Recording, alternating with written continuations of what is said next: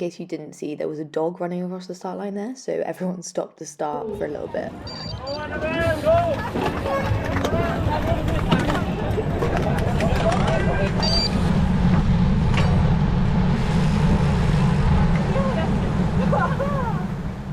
So stage 3 was the first like actual normal gravel race, and it was 116 kilometers with a decent amount of climbing. And yeah, it started on a slight road section and then went into this gravel section. I feel like we weren't officially neutralised, but it felt like we were, just because it wasn't particularly safe at the beginning to go particularly fast.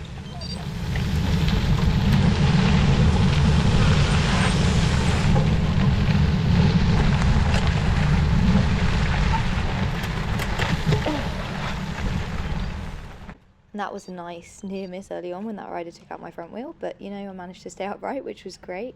Not that I stayed upright the whole day. So I knew the beginning of the course was very, very road heavy, and I'm not a road racer. I've done a little bit of road racing, I'm not very good at road racing, so I'm just thinking, okay, I just need to move forward in this bunch. I know my bunch skills are not the best. They're probably okay in this field because this is a group of gravel racers, but I'm like, Maddie, you need to get at the front because the strongest girls are at the front and it's going to break, and you want to be in the front group.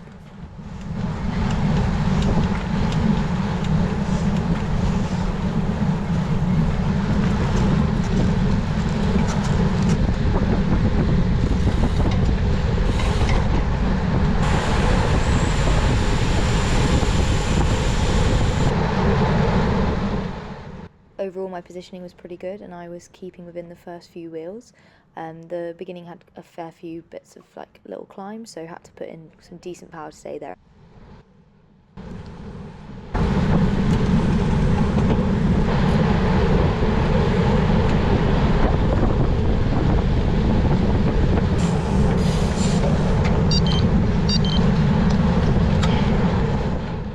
Couldn't actually quite remember, even though I'd recce'd the course, where the first gravel section was because it had changed a few times, but I knew it was coming up and it actually was after this first kicker, and I suddenly saw the gravel on my left and I was like, oh no, I should have been further forward going into that first sector. So coming into this first gravel sector, I really knew I had to work my way forward, or at least hold my exact position if I was going to stay with the group that I wanted to be in the race.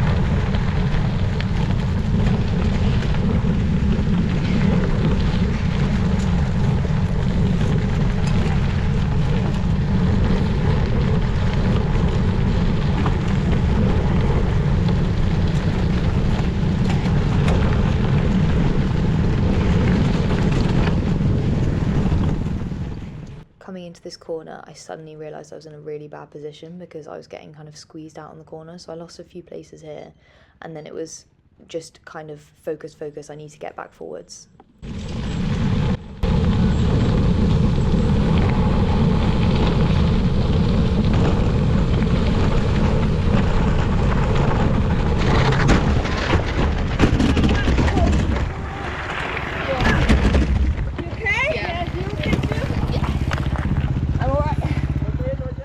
I was not all right. Yeah.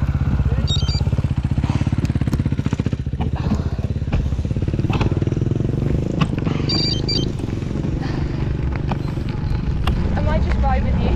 Yeah. Oh, fuck, I really... What happened? You okay? I think so. You're bloody.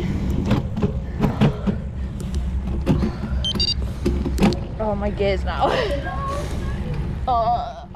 With my gears not shifting, I decided to keep riding because I didn't want to miss out on the gorgeous route.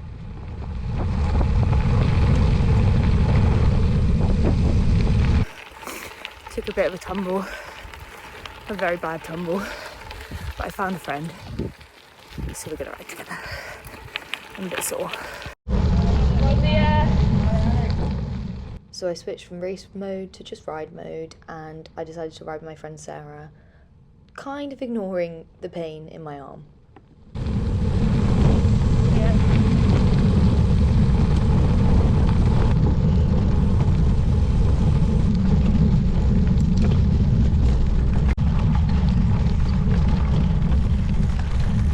My elbow is so swollen. Oh man, look at it. Oh my god. Dude, that looks fucked up. It does a bit. I feel like you might need stitches. I know, I thought that. Yeah, dude, you're so bloody. All over you. Okay, here's our injury. Oh my. Sarah's telling me it looks bad. It's bad. Wait, and your leg.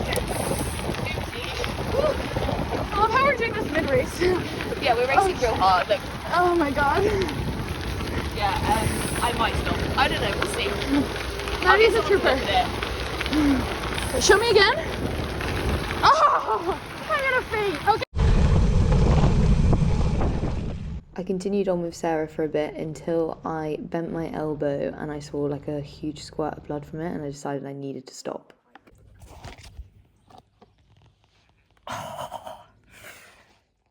So I found a marshal, then called the event organisers, and they told me to send pictures of the injuries, and they called an ambulance. So I've been collected by Sammy, what a hero, from, what was it, like Girona. Basically, got 3 stitches, we're okay. They wanted me to get an x-ray, I said I'm fine, it's not broken. I had a little cry. I'm actually, oh no, I didn't record my cry. Damn, I'm not being real. I just didn't know until at the point I could do that. Oh, come along, little buttercup. I saw. She's bruised. I healed real fast. Come here, I'll give you a hug. Look how fast I healed. Yeah, you're looking good. Don't show the viewers your bum. My real hurts. Injury status is my glute has a little tear in it, so walking hurts, but riding doesn't. So you've got a So tear in I'm your bum. riding inside, so yeah, I teared my booty. And then we've got some road rash, which is, to be honest, healed alright. This looks a bit funky right now, but pretty alright. I managed to get road rash under my armpit, which is quite impressive. So I must have done like a full body slide. It's the only way I can describe. Yeah, reenact it, go on. Oh my god, so what happened, I'm riding along, and then there's some loose gravel in the middle, and my front wheel just went. And you went?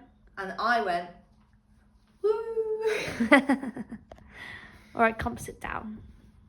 I've had the duvet on the sofa because I've been doing a bit of moping. We all need a duvet day, don't we? We do. I needed a duvet a few days.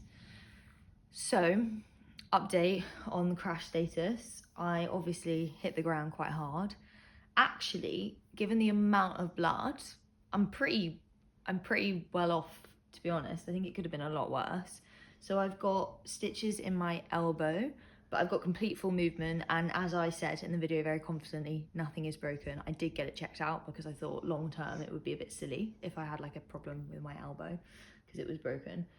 My arm's still very swollen, elbow's still pretty swollen, but the doctor obviously said don't ride your bike, because all doctors say that because they think you're a normal human being. I've obviously spoken to doctors who are cyclists and other doctors.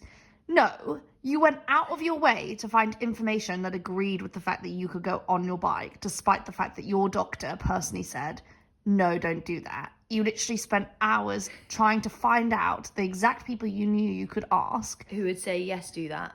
Exactly. I mean, my favourite quote was Mikey, a good friend of mine. And I said, Mikey, have you ever had stitches? Of course, his response was, yes, loads. And then he said, well, I normally get bored and just pick them out. That's so gross. I need to get the stitches out on Monday. Basically, you're not meant to get stitches wet, so you don't want to sweat too much on them. So I've got this set up in my turbo room where I've got like a fan directed at my elbow. So far, no sweat has happened. Why did you get back on what was the moment where you went, oh no, maybe I should stop? Because for me, it would have been like almost immediately as soon as I saw the amount of blood, because obviously humans, I said this to Matt, my brain would be thinking, you can't lose a lot of blood. But you were like, yeah, even when it was pooling in your glove.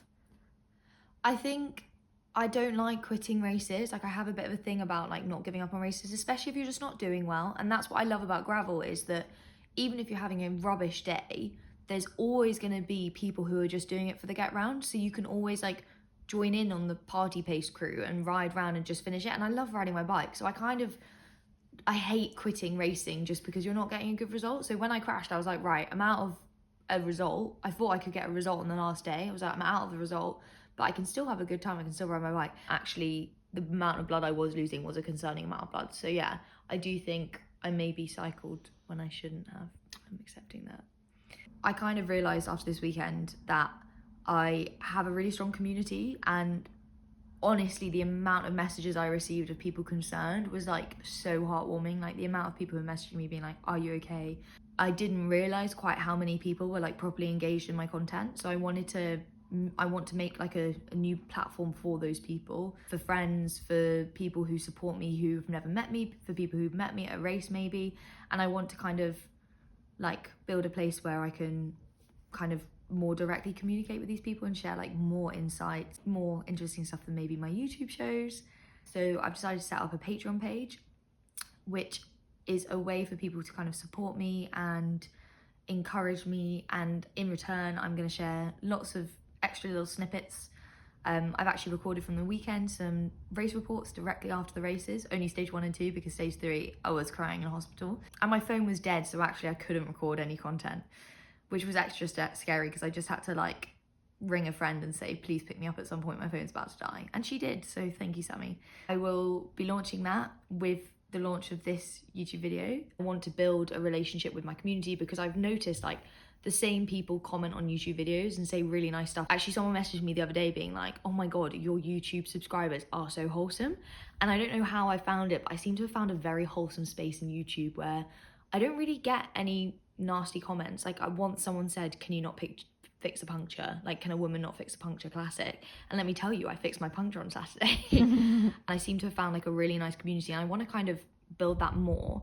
And I don't think YouTube is the place to put out that content. For me, YouTube needs to be a little bit more polished. I know I'm a little bit scatty, it's a little bit pieced together from time to time, but overall the content is like thought through and I edit it carefully. But I wanted to have a place where I can put content that's just like behind the scenes content. This is what I'm cooking, this is what I'm eating today, these are my post-race immediate thoughts and things like that. It's going to be 2 different tiers to subscription, so there's a low tier and there's a higher tier, and basically through supporting me you'll access different things. So you'll have like behind the scenes content, ability to like Q&A.